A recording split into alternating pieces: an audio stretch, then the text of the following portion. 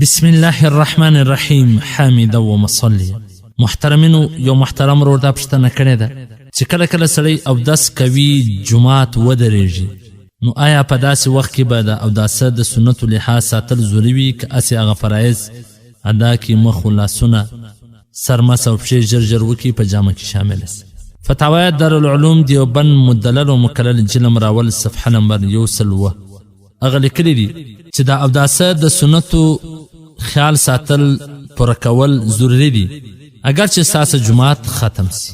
نو محترمینو، اودس ښه په اهتمام سره، ښه په احتیاط سره، ښه سم لاسونه پرېوي، مخ سم پرېوي، باید ښه په صحیح سړه سینه په ښه طریقه سره اودس وکړي، بیا په جماعت کې شامله سي.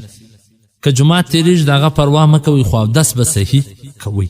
څنګه چې اودس کې پښه وچه پاته سوي او ته د جماعت خیال ساتې، ژر ولاړ سې کې شامله سي، اودس دې نه وي سوی. نو اودس په سړه سینه په احتیاط سره کول ضروري دي. والسلام. ستاسو د دیني پوښتنو ځوابونکی مولوي عبدالرحمن سمین صاحب.